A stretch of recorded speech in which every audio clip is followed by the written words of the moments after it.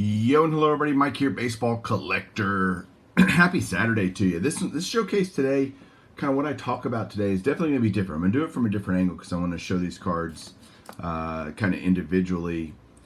There are 4 players that I think have the potential to be all-time great players. Now, everybody knows me as the vintage guy, and I am a vintage guy. And I definitely would lean that way. If I had to choose between 2 cards that were sitting in front of me and they were the same price, I'd buy a vintage card. But it doesn't mean I don't love baseball today. I love a lot of the different players that are in the game. I think there are some dynamic players in the game. I think Trout and Harper are kind of a generation that they're removed from these next players, because they've been in the league now a decade. They're the veterans, right? And you've got these up-and-comer players, and I focused on 4 guys that are under 24 years old. And the reason I'm doing this video today is because one of them is about to turn 24 in a week. And so I kind of thought, God, all 4 of these guys are under 24. And here's the thing with this. I said potential great players, potential great Hall of Famers. They still have a lot more that they need to write in their story to make that a true statement. But they're definitely guys that have tremendous talent. They're exciting to watch, fun to watch, and I love that, right? And so, unfortunately, probably 3 out of 4 of them aren't. That's just the reality of it. After a long time of doing this, I'm telling you, most likely 3 or 4 of these guys are going to end up being Darryl Strawberry. Very good early, even mid-career, and then just kind of fall off and never really realize that full long-term potential. Doesn't mean they're not good players. Darryl Strawberry was a great player for a while, at least. I was going to say a long time. He played a long time. But is it like all-time great? No. So let's just be honest, the percentages aren't great for these guys, right? But let me just show you some cards I have of these guys. I'm going to talk through them because I think they're interesting cases to be made. The first one's Fernando Tatis Jr. One theme that these guys have, a lot of them have Junior in their name, which is maybe a hint for who's to come. And they're all Hispanic, which I think is great. I mean, the way Major League Baseball has expanded into Latin America, the baseball crazy Latin America people, it's great. Like Fernando is Dominican. His dad obviously played in the major leagues. Well hyped rookie, plays for the Padres, good team. He's 22 years old. 22. He's played 3 seasons, although injury riddled.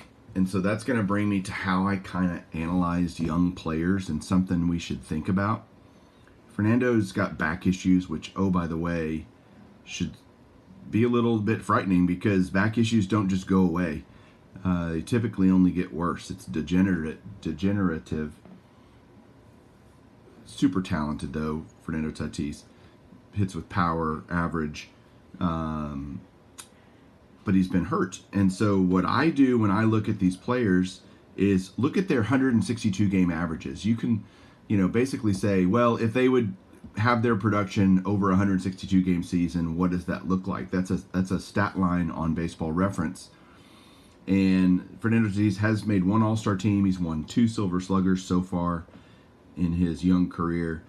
292 average. His 162 game splits, 48 homers, 116 RBIs, 125 runs. Incredibly productive when he plays. That's his per 162, which is how I'll refer to it from now on, per 162. The problem with Tatis that I see is injuries, and he strikes out a lot. His per 162 on Ks is 192. That's a lot of strikeouts. The game today has changed. Contact has become less important. It's about hard contact. I don't necessarily agree with that style of baseball, but that's kind of how the game has evolved and become. Striking out isn't as big a deal as it used to be, but I'll make a case for a player later where I think you're going to see why I think his longevity is better potential than anyone else. So Fernando Tatis Jr., though, great player. This is my only rookie card of his Heritage rookie from 2019. This is actually a high number from Heritage high number. So great card, though. Love it. So there's that. The next guy up, I've got some of these guys I have several rookies of, so I'll be showing just kind of all that I have for them, but I'll use the first card to just talk through who they are and what their stats are. Vlad Jr., son of Hall of Famer Vlad Guerrero, of course, Dominican Republic. He was born in Canada, though. That's the funny thing, because he was born in Canada, but Dominican heritage for sure. 22 years old again for Vladdy Jr. Fat boy, as we like to say, although he's gotten in shape. But the fat boy joke is the part of Vlad Jr. that I worry about long term. Does he turn into Prince Fielder, or Cecil Fielder for that matter? There's Cecil Fielder right there, down here on the corner. Does he get overweight? Does he get out of shape that limits his production and longevity? Carrying all that weight around is not good for the knees and all the things that baseball players do. But 3 seasons in, 1 All-Star, 1 Silver Slugger, his per 162. He's got a 289 average, which again, very solid. Tatis 292, Guerrero 289, 34 homers, 100 RBIs, 98 runs. Very productive again. I think Vlad had, super duper hype coming into his career. That's, never smart just because he hasn't done anything yet. He had a really great season in 2021. So hopefully he can kind of continue that and keep that going. This is a Topps Holiday metallic rookie that I actually pulled from a pack and sent in, and it got a mint 9. I kind of just like having first of all, I like Topps Holiday, and to get these kind of different rookies, like it's not a flagship rookie that, everybody can have. It's kind of different. I just kind of like that. So, and it was cheap to send in back in the day. I also have his Topps Chrome rookie in a mint 9. You might say, well, Mike, why don't you have 10s of these guys? Well, 9s are just fine. 9s are fine. If the player turns into what they're going to be, the 9s I'll do very well in terms of value. But got the 9. And then at the National this year, I bought this along with Joe's Silver Jackify and Parlay J. We each bought one of these. It's the update rookie, which is, I guess, technically not a real rookie, but it's a rookie year card for sure. And autographed at a private signing, obviously. Jim Mint 10 auto. I thought it was cool, and the price was right at the time. And in the summer, midsummer, Vlad was kind of heating up, and these were just the guy had so many of them. It was one of the big dealers that had done a private signing apparently and got a ton of these signed, and so yeah, got that. Getting in early on the Vladdy Jr. So Vlad Jr. for sure. This is the guy that was the reason I did this video today. Ronald Acuna Jr. 23 currently, will be 24 in a week on December 18th. Got injured this year. His style of play, as dynamic and awesome as it is, might lead to injuries like he had sustained this year, running into a wall or whatever he did, or diving for a ball. I can't remember what it was that he hurt himself. From Venezuela, 4 seasons already, 1 Rookie of the Year, 2 All-Star appearances. I mean, he's making a name for himself. The Braves won the World Series this year, although without Ronald Acuna. Imagine if they kind of keep that core together. Time will tell on that, how good they're going to be going forward. His per 162 stats, 281 batting average, 43 home runs, crazy, 101 RBIs, 132 runs scored. What I also think Acuna brings that's different from the other 2 guys is Ronald Acuna's per 162 is also 32 stolen bases, so he makes things happen on the base paths as well. Same as Tatis, 187 strikeouts is his per 162. That's a lot of Ks. and it's a lot of not getting on base and costing your team an out. Outs are the most precious thing in baseball, as we've learned through sabermetrics. But Cuna Jr., again, one of these core four guys that I think are, have a lot of potential. The last guy, it's this guy, Juan Soto. Wesker Griff is nodding his head in agreement right now. I think Juan Soto, of these four guys, Juan Soto, to me, looks, smells, sees like the best of the four. In terms of total career, what he's going to, at the end of the day, 20 years from now when we watch this video, if YouTube even exists then, we'll go back and go, yep, Juan Soto turned out to have the best career. Who's the most talented of the four? Hard to they're all four very, very talented, do different things. Juan Soto, also from the Dominican, he's 23 also. What I also love about Juan Soto is we share a birthday. We're both born on October 25th.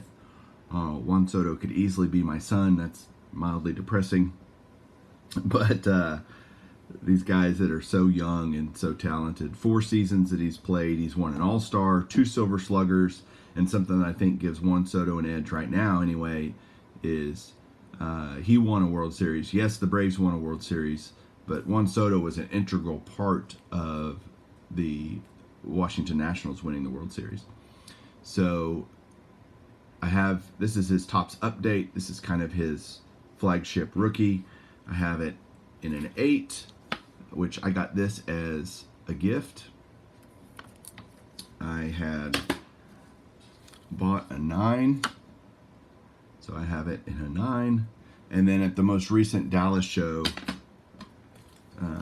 again, at a price that I just felt was way undervalued, as a 10. So the idea with the 10, I'll keep the 9 and the 8 long term. I might not keep the 10 long term if he has a good season next couple of years. Not something I'm looking to get rid of any day soon. Just it's kind of keep 9s and sell 10s is kind of the way I look at it. I've done that with Jeter and a bunch of other guys over the years, but 9s are fine for my collection. I happen to have a 10 on this card, and maybe someday get rid of it. Let me put this card up, and then I'll talk about Juan Soto's stats. So here's his Topps Chrome rookie, Topps update in a 10 as well. Again, one of those cards I bought at the Dallas show, couldn't pass it up for the price. So I mentioned Juan Soto's accolades: All-Stars, Silver Sluggers, World Series. His per 162, he has the highest batting average of the four, 301, 34 homers, 109 RBIs. Here's the kicker. Here's what I think puts Juan Soto in a different category than the other guys. His production's relatively similar, but he averages per 162 130 walks. He gets on base a lot. He only I say only, this is a lot, but not in today's world, 123 strikeouts per 162. His on-base percentage is .432 for his career. That is productivity that is unbelievable. I mean, if you can get on base, that's a big, big deal to me. I didn't look at how many runs he averages. I bet it's well over 100. In fact, no, it's not even close. But his production is getting on base, and that's important to me. He scores a lot of runs, nice average, etc., etc. So that's why one of the reasons, or the reason, I think Juan Soto, batting eye is very important. Seeing the ball and knowing what pitches to swing at and which pitches to let go, and taking a walk when you can to help your team. Juan Soto, I have 2 autographs of him actually. This first one I got at a show in Vegas, the Industry Summit show. I bought this from former Major Leaguer Paul LaDuca. Actually, he's a big believer in HGA. This is the 2020 Topps Inception Rookies and Emerging Stars Magenta autograph. I just loved the colors. I loved the slab and the flip. I only have a couple of HGA cards. It's not like I'm flipping over to HGA, but great card, cool auto, just cool card in general. So I have that. And at the National this year, I bought this autograph of Juan Soto. I was sitting there with Jeremy IPTTM, and it was, again, at a price that I felt was way undervalued, mainly probably because it's only a near mint to mint 8.5 card. I didn't really care. This is a second year Soto auto, 2019 Topps, the 84 Topps anniversary autographs. But cool on-card auto of him. I can't believe the autograph is a 10. There's definitely some streaking going on there. But anyway, that's my take on 4 young under 24 players that I think are going to make a huge impact on the game over the next decade plus. And there you go. Let me know what you think down below. Which one do you think is the best? Which one do you think has the best future, etc., etc.? I'd love to hear and have discussion about that. Thanks everybody for watching. Hope you have a great weekend and keep collecting.